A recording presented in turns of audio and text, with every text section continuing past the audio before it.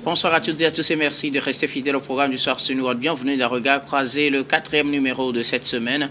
Encore 4 sujets à aborder avec nos invités. Nous parlerons d'abord du Tchad. Succès Masra placé en détention préventive. Notre deuxième sujet concerne le Mali. Abdoulaye Diop expose les failles des missions internationales en Allemagne. Troisième sujet, nous parlerons de l'AES. Les États membres décident de créer leur propre banque d'investissement.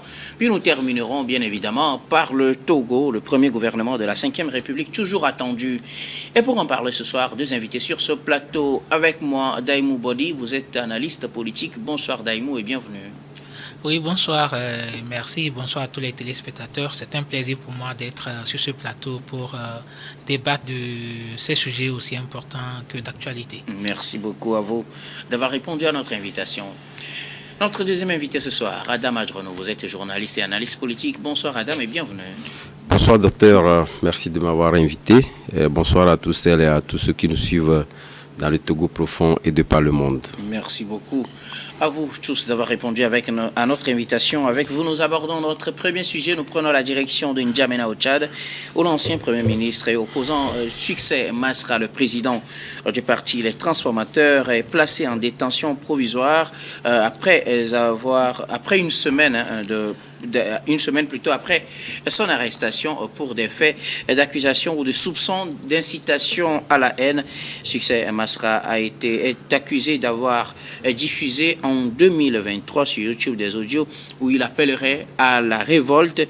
Cet appel à la révolte est mis en lien avec les massacres ayant survenu dans le Logone occidental au Tchad le 14 mai dernier. La justice se saisissant des faits l'a accusé d'être à la base de ces massacres. Succès Masra est placé donc en détention préventive. Ses avocats pensent qu'il s'agit justement d'une cabale judiciaire, d'une cabale politique.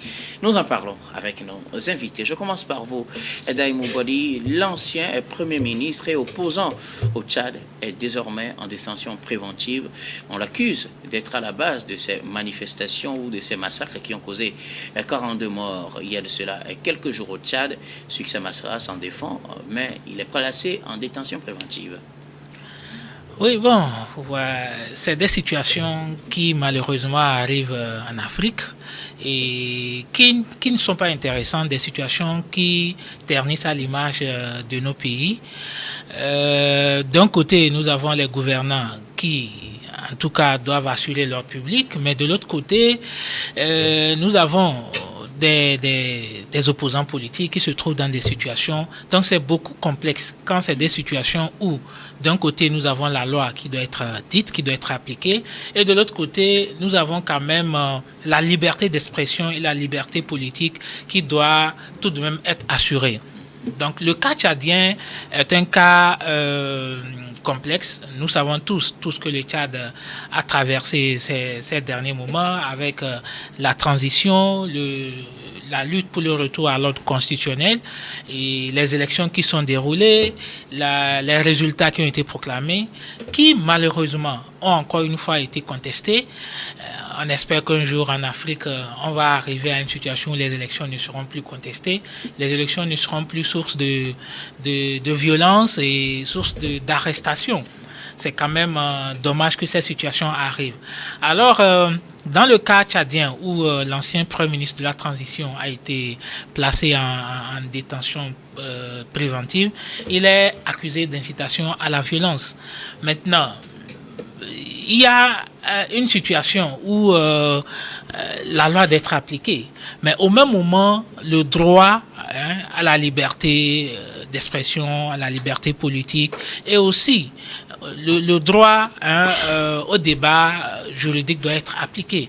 Ici, les avocats de Masra parlent d'une vice de procédure parce que l'accusation qui a permis ou la plainte qui a permis de placer Succès Masra en détention préventive est arrivée après qu'il a été arrêté.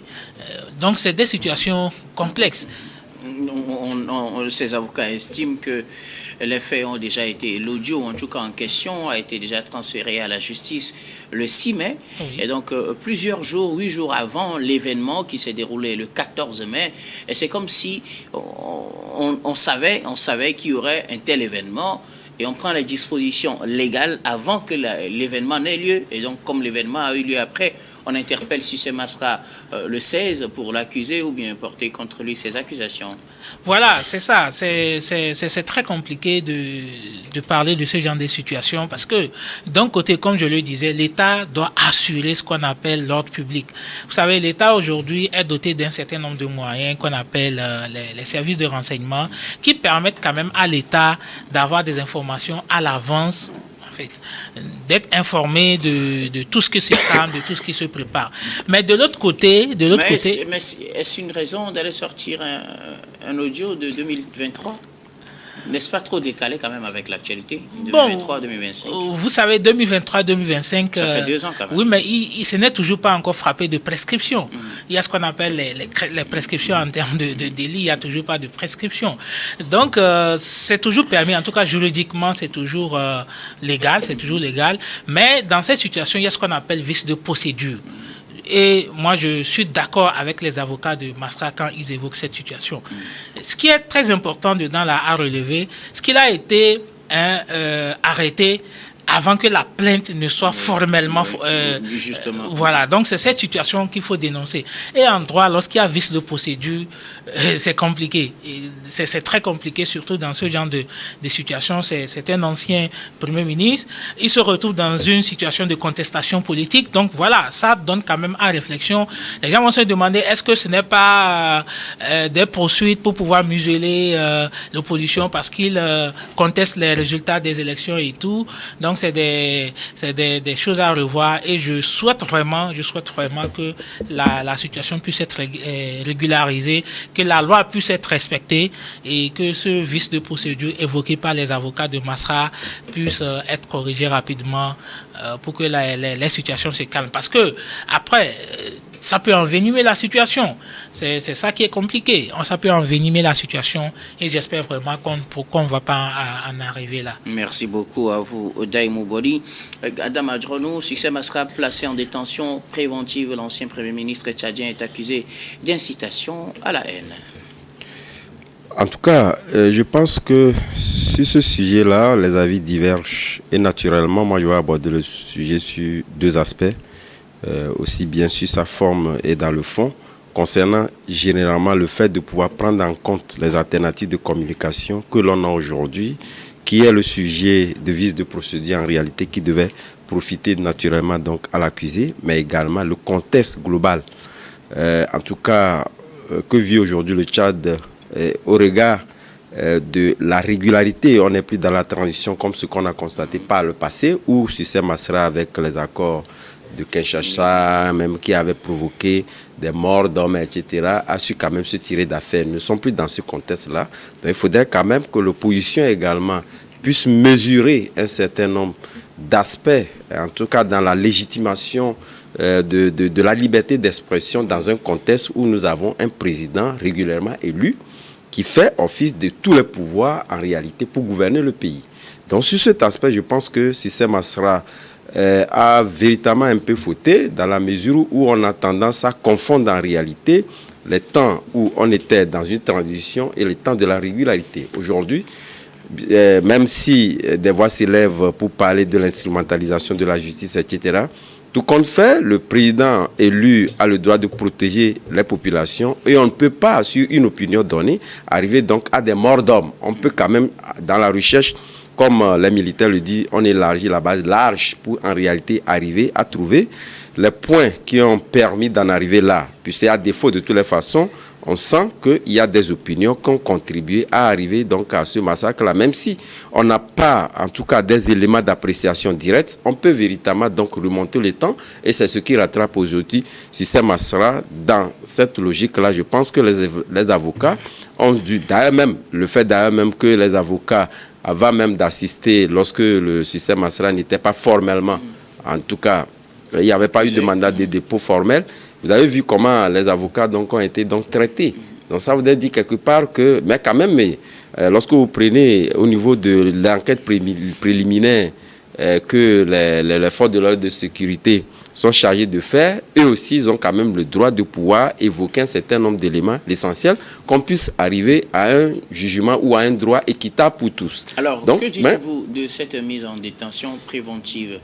Ces avocats pensent qu'il s'agit juste d'une cabale policière, puisque les faits constituant le dossier même d'accusation sont des faits qui remontent à 2023 et qu'on les place à la disposition de la justice le 6 mai 2025, déjà 2 ans après, et que les événements qui vont étayer la justification d'appel à la haine ne se sont produits que le 14 mai, c'est-à-dire que la justice, c'est comme si la justice avait un don de prémonition pour savoir qu'à telle date, il y aurait tel dans telle localité, donc il faut déjà préparer un dossier d'arrestation de Succès Masra. Et puis finalement, on l'écoute, même malgré le vice de procédure dénoncé, on le place quand même en détention provisoire. Est-ce que quelque part, il n'y a pas à s'interroger sur l'organisation même de la chronologie des événements?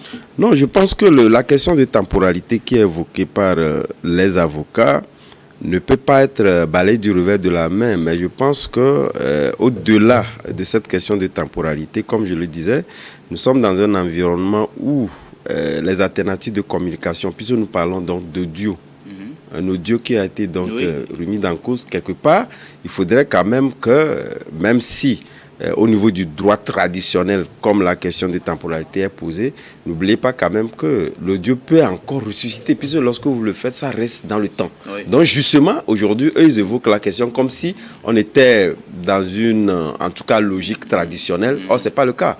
Réellement, c'est vrai que ça a fuité. Tout à fait, il reste sa vie. Et on peut la ressusciter. Pour en tout cas instrumentaliser et ressusciter des aspects qui peuvent conduire à cela.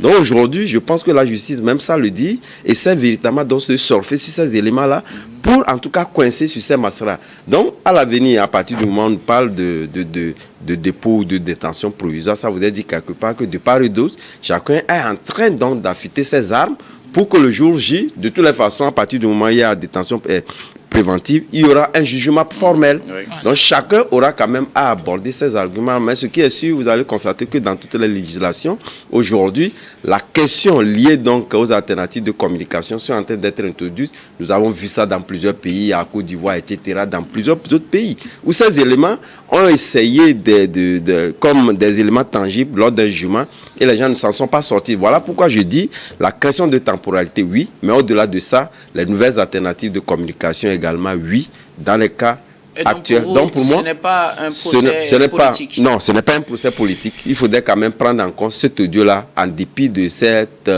temporalité qui est mise en avant pour tirer Succès Masra d'affaire. Merci beaucoup. À vous pour vos contributions. Nous allons marquer la première pause, puis on reviendra tout à l'heure pour la suite de cette émission.